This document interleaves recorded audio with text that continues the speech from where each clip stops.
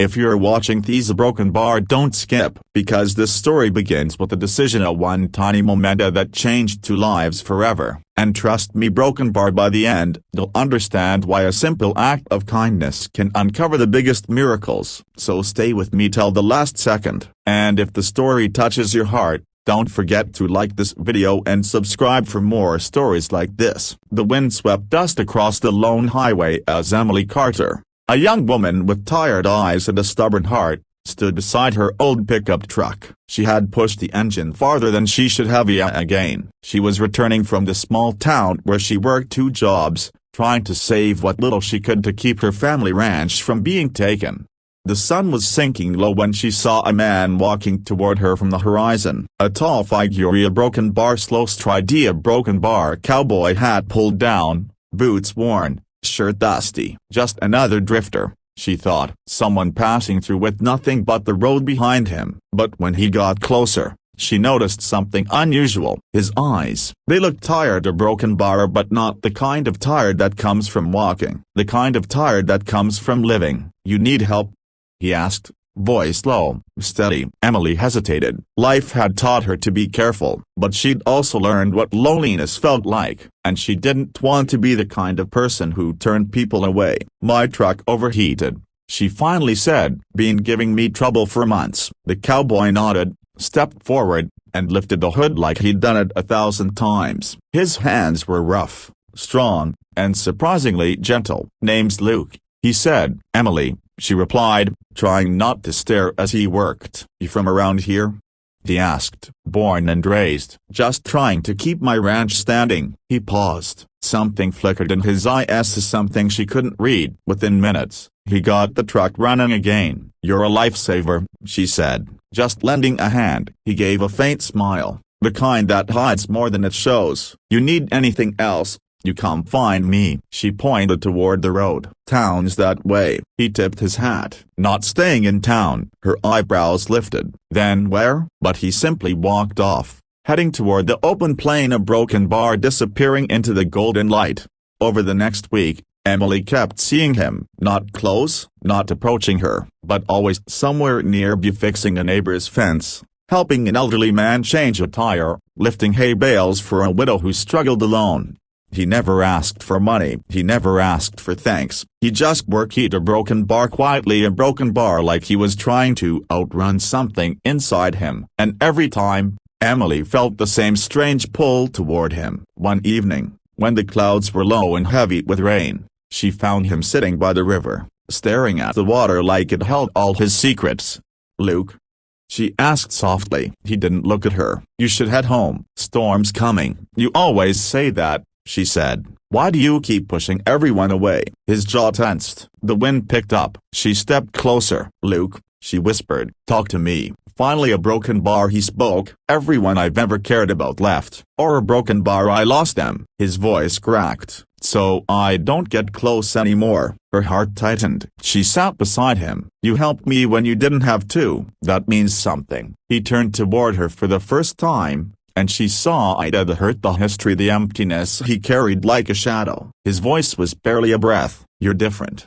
The days turned into weeks, and something unspoken grew between them. Something fragile, something real. He'd show up early at her ranch, helping her repair the barn, tending to the horses, fixing things she didn't even know were broken. They laughed. They argued. They worked side by side until the white light of dawn spilled across the fields. But Luke never talked about himself. He deflected questions with quiet smile, less a broken bar or silence. A man who lived like a ghost. Until the day everything changed. It was a hot afternoon when a group of men arrived at Emily's ranch. Black trucks, suits, clipboards. She recognized them instantly, representatives of Red Valley Holdings, the company trying to buy out her land. "What do you want now?" she demanded. One of the men replied, "We're here to finalize the purchase." "I already told you, I'm not selling." "You shouldn't be so sure," the man said with a smirk. "Our owner has decided to personally oversee the acquisition. He's arriving today." Emily's heart sank. Emily was about to argue when a truck rolled up the driveway. A sleek, expensive black truck she had never seen. The door opened. Luke stepped out, but this wasn't the dusty drifter. This wasn't the quiet cowboy. He wore a crisp shirt, clean boots, a presence that instantly commanded the entire ranch. The men from Red Valley straightened as if royalty had arrived. "Sir," they greeted with respect to fear even. Emily's chest tightened. Luke walked toward her slowly. "What a broken bar, what is this?" she whispered, voice shaking. He stopped in front of her. "I tried to tell you," he said softly, "but I didn't know how." The men stepped back, giving him space. Luke took off his hoodie, revealing the man beneath the dust, the loneliness, the walls. "My full name is Luke Harrington," he said. "I own Red Valley Holdings, and a broken bar, a lot more." Emily felt the world tilt beneath her. "You a broken bar? You own half the state." "A broken bar," he nodded. "But I haven't lived in any of it for years." "Why pretend to be a drifter?" she whispered. He swallowed. "Because money built everything in my life via broken bar except happiness, and after I lost my family, I walked away from the world. I didn't want to be found. I didn't want wealth. I wanted a broken bar." Silence. "Then why come here?" His eyes met hers, raw and unguarded. "Because you were the first person in years who looked at me like I'm on a broken bar, not a name." Her breath trembled. Her heart pulled in two directions, a hurt and hope fighting inside her. "You said you weren't selling," Luke continued, "and you don't have to. Not to me. Not to anyone." He turned to his men. "This ranch is off limits, permanently." The man nodded and left immediately. Emily stood speechless. Luke stepped closer. "I'm sorry I didn't tell you sooner, but everything I felt with you a broken bar, it was real. More real than anything I have known in a long time." She stared at him, tears filling her eyes. "You should have trusted me, Luke." "I know," he whispered. "I'm trying to learn how again." Silence hung between them, heavy,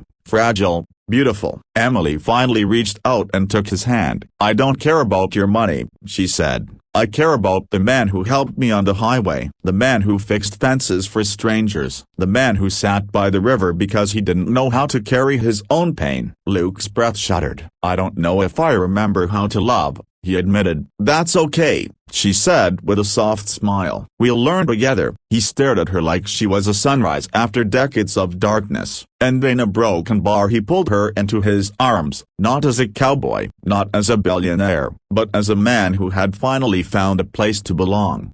Months passed. Emily's ranch thrived stronger than ever. Luke slowly rebuilt his life, not as the unreachable owner of half the state, but as a partner, a builder, a man healing day by day. They laughed again, they worked again, they loved slowly, gently, deeply. And one evening, as the sky glowed orange over the fields, Luke whispered, "I used to think I had everything, a broken bar, until I lost everyone." He took Emily's hands. "But now I know the truth. You only have everything when you have someone to share it with." Her tears sparkled in the fading light. "I'm not going anywhere," she said, and for the first time in years a broken bar Luke believed it.